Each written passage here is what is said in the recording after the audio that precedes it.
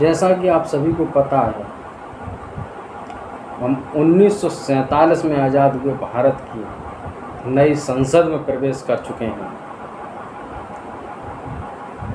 क्या हमने अपना संसद भवन तो बदल लिया है, लेकिन क्या हमने अभी तक अपनी सोच बदल पाई? क्या अपनी मानसिकता को, सोचने की क्षमता को एक अच्छे स्तर तक उठा पाया है? क्योंकि 2-3 दिन पहले संसद में एक ऐसा ही कृत्य हुआ और उस संसद में जो लोकतंत्र का मंदिर है, देश की अभिमान का प्रतीक है, देश की आज़ादी का प्रतीक है, जिसमें जनता द्वारा चुने हुए वो लोग बैठते हैं जो आज़ाद भारत की जनता ने चुने हैं, वह संसद भवन जहां स्पीकर की कुर्सी के पास में सेंगोल स्थापित है, या यूँ कहें राजदंड या सत्ता के हस्तांतरण का प्रतीक, उसी संसद में धर्म की एक ठेकेदार पार्टी जो अपने कार्यालय में बैठकर धर्म के सर्टिफिकेट बांटा करती है, उसी के एक सांसद हैं रमेश बिधूड़ी। उन्होंने बसपा के एक सांसद दानिश अली के साथ इतनी बेहूदगी से, इतने अपमानजनक शब्दों के साथ बात की है, जो एक देश की लोकतांत्रिक प्रक्रिया को, भारत के आज़ाद होने के मकसद को, कि हम किस लिए आज़ाद हुए थे और हम क्या करने जा रहे हैं, उस पर प्रश्न चिन्ह खड़ा करती है। एक सांसद को आतंकवादी, उग्रवादी और कुछ ऐसे शब्द जो कहने में भी शर्म आती है,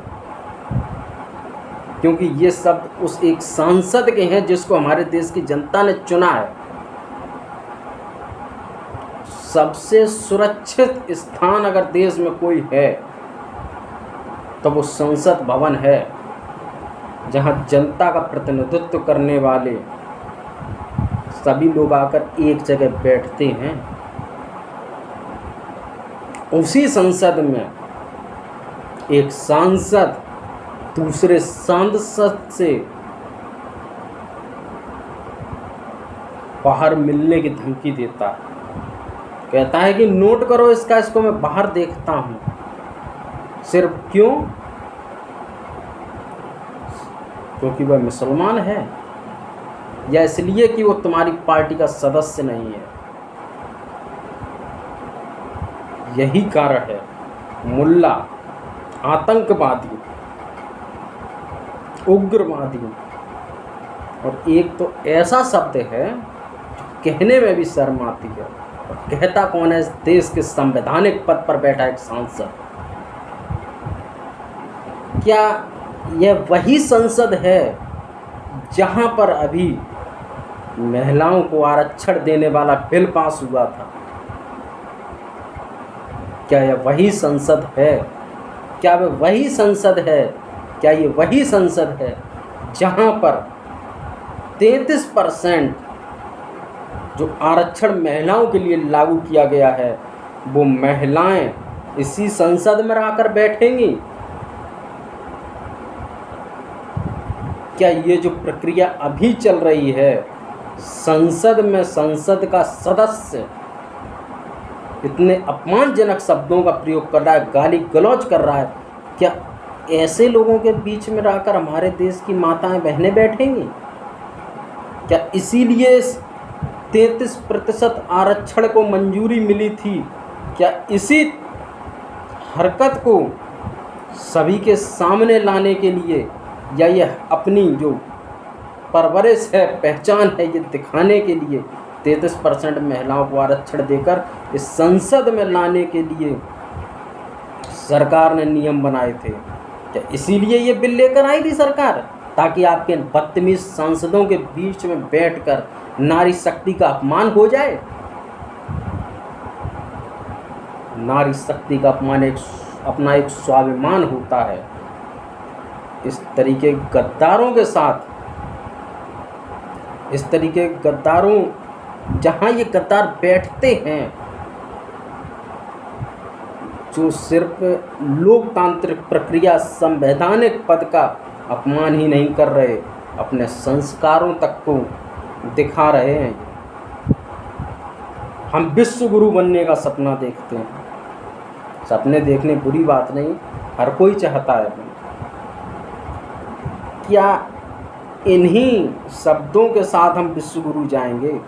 जब हम वैश्विक पटल पर खड़े होंगे जाके, तब यही भाषा का प्रयोग हम वहाँ करेंगे। अगर कोई किसी चीज़ का विरोध करेगा तो क्या किसी को इसी तरीके से गद्दार, आतंकी कह देंगे? ये प्रश्न चिन्ह है संविधान के ऊपर। ये प्रश्न चिन्ह लगाया है सांसद ने देश की लोकतांत्रिक प्रक्रिया पर। ये प्रश्न चिन्ह लगाया है इसने जनता के द्वारा चुने गए एक प्रतिनिधि के ऊपर और अपने क्षेत्र की जनता के ऊपर ये प्रश्न चिन्ह लगाया है इसने। क्या लोकतंत्र इन्हीं चीज़ों से चलेगा? देश की माताएं, बहनें ऐसे ही लोगों के बीच में बैठेंगी? क्या ऐसे ही सांसद देश का उज्जवल भविष्य बनाने के लिए योजनाएं बनाएंगे? जब इस तरीके के बदतमीज लोग देश के सबसे बड़े भवन, देश के लोकतंत्र के सबसे बड़े मंदिर में बैठते हैं, तो इनका दायित्व तो बनता है कि अपनी भाषा पर काबू रखें, वहाँ बैठकर वो निर्णय करें जो देश के, समाज के और संविधान के हित में हो। देश की एक सुरक्षित जगह में जाकर आप किसी को बाहर निकलने की धमकी दे रहे हैं, जिसके ऊपर इस देश की सुरक्षा का बोझ है, जिसके कंधों पर इस देश की सुरक्षा का बोझ है, वही बाहर निकलकर समझाने की धमकी दे रहा है। तुम क्या देश की सुरक्षा करोगे? तुम अपने भारतीय होने पर प्रश्न चिन्ह खड़ा करवा रहे हो और बात धर्म की करते हो। जाने दो, तुम खुद ही समझ रहे होगे तुम किस रास्ते पर चल रहे हो। भविष्य में तुम्हारी आगे आने वाली पीढ़ियां तुम्हारे द्वारा फैलाए जा रहे इस जहर का शिकार होंगी जो तुम्हें समाज में घोल रहे हो। इस समाज को तुम क्या सिखा कर जा रहे हो? ये देश तुमको किन चीज़ों की वजह से याद करेगा? इस चीज़ पर विचार करना। और जो लोकतंत्र के मंदिर में हुआ वो सभी ने देखा। निर्णय आपका है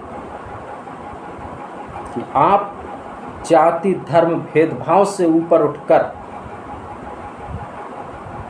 इस देश के विकास के लिए क्या योगदान कर सकते हैं। जय हिंद, जय भारत, जय संविधान।